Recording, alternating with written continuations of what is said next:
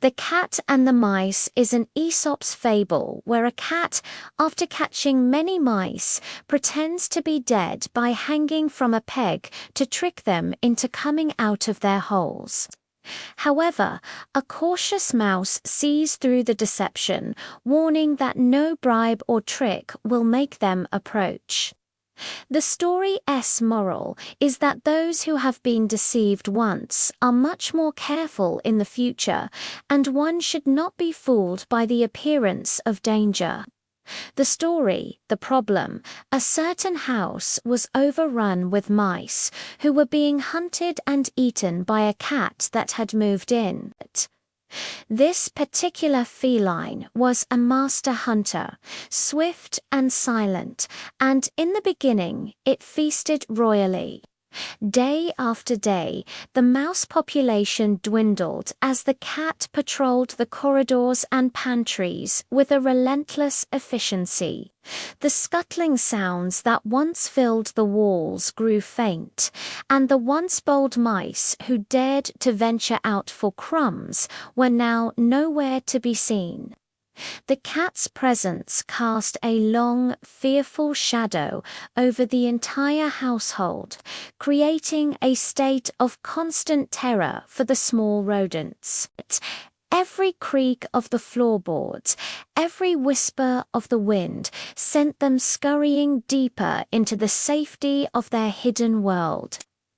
The cat had become the undisputed, tyrannical ruler of the house, and the mice were its unfortunate, terrified subjects living on borrowed time. Their initial carelessness had cost them dearly, and the survivors learned a harsh lesson in vigilance. The once bountiful supply of food for the cat was now becoming scarce, not because the mice were gone, but because they had become too clever, too afraid to be caught.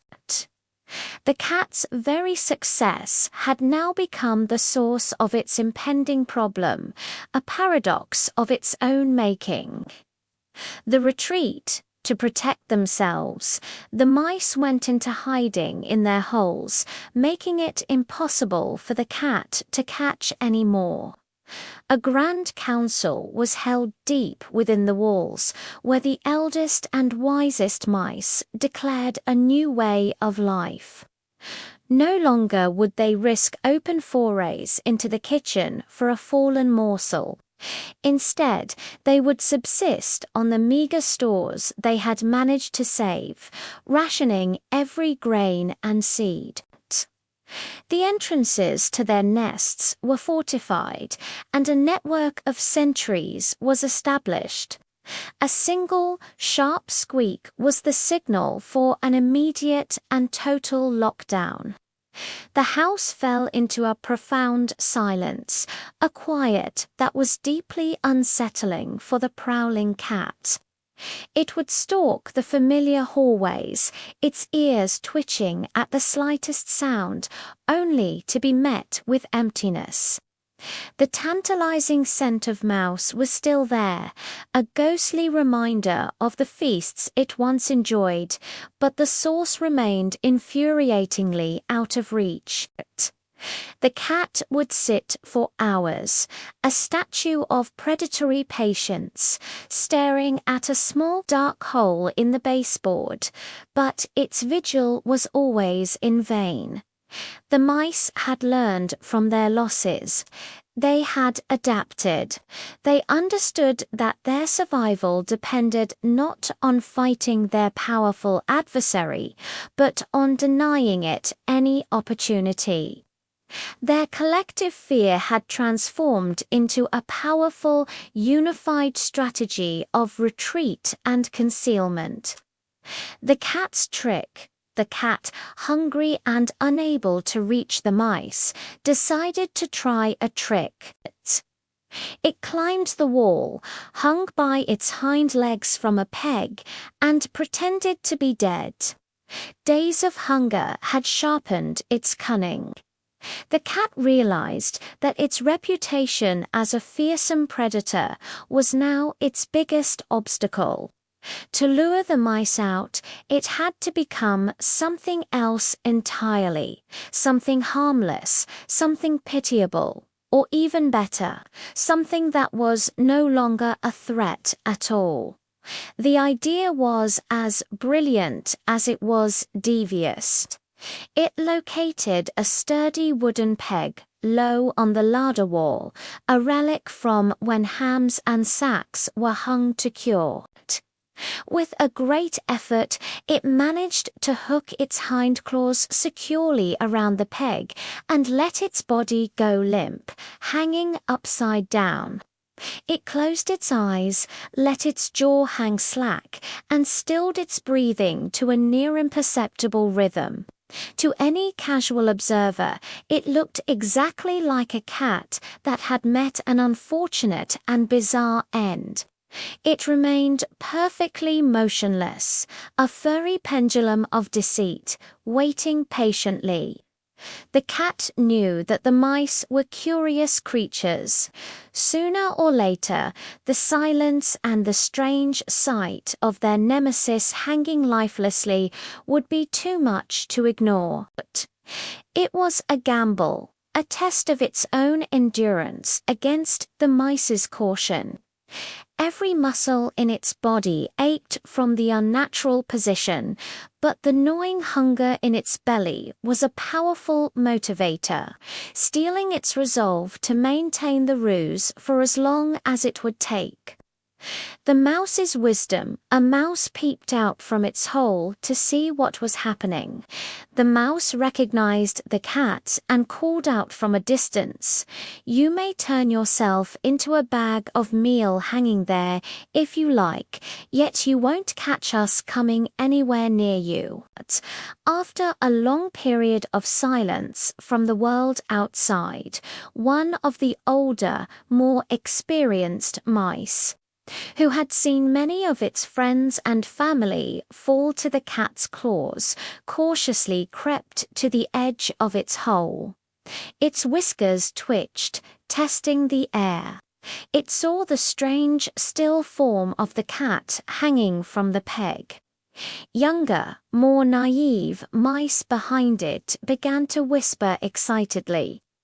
Was the tyrant finally gone? Was it safe to come out? They saw not a predator, but an inanimate object, a furry sack hanging strangely from the wall. But the old mouse was not so easily fooled. Its memory was long, and the lessons of survival were etched deep into its being. It looked closely, observing the subtle, almost invisible rise and fall of the cat's chest. It noticed that the cat's fur, though disheveled, was not the fur of a creature long dead. It saw the trap for what it was, a performance. The old mouse did not risk getting closer. It did not need to. From the absolute safety of its threshold, it raised its voice, a voice filled not with fear, but with weary, knowing sarcasm. The words echoed in the quiet larder, a clear message to both the cat and its fellow mice. The deception was exposed. The cat, hearing the mouse's proclamation, knew its trick had failed. The wisdom of one cautious survivor had saved them all. The moral of the story: the fable teaches that a person who has been deceived once will be extremely cautious and not fall for the same trick again. This principle, often summarized as once bitten, twice shy, is a cornerstone of learned experience. The mice, having suffered greatly from the cat's initial predatory success, developed a collective memory of danger. This past trauma became their most effective defense mechanism. When the cat changed its tactics, presenting itself in a non-threatening manner, the mice did not evaluate the situation based on its current appearance alone. Instead, they drew upon their past experiences with the cat's true nature. The wise old mouse serves as the embodiment of this learned caution. It demonstrates that true wisdom isn't just about being clever, but about remembering the lessons of the past and applying them to the present. The fable suggests that deception leaves a permanent scar, and those who have felt its sting are forever altered, becoming more skeptical and less trusting. This heightened sense of awareness, born from betrayal, is a powerful shield against future manipulation. It highlights the enduring impact of a broken trust and the difficulty of regaining it once it has been lost. It also implies that those who have previously been known to be dangerous or deceptive should not be trusted, even if they appear innocent. The story argues that a fundamental character, especially a predatory one, does not change easily. The cat's attempt to appear as a harmless bag of meal is a superficial change that does not alter its intrinsic nature as a hunter of mice. The wise mouse understands this implicitly. It judges the cat not by its current state of hanging from a peg, but by its established history of deceit and violence. The moral extends beyond simple tricks to a deeper commentary on character and reputation. It cautions us to be wary of individuals or entities that have a proven track record of causing harm, regardless of any subsequent displays of repentance or transformation. The appearance of innocence can itself be the most dangerous deception of all.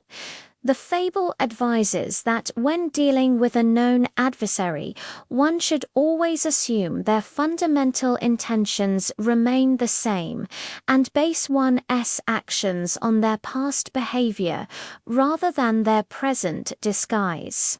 Trust, the story teaches, should be reserved for those who have consistently proven themselves worthy of it, not for those who merely change their appearance to suit their predatory needs.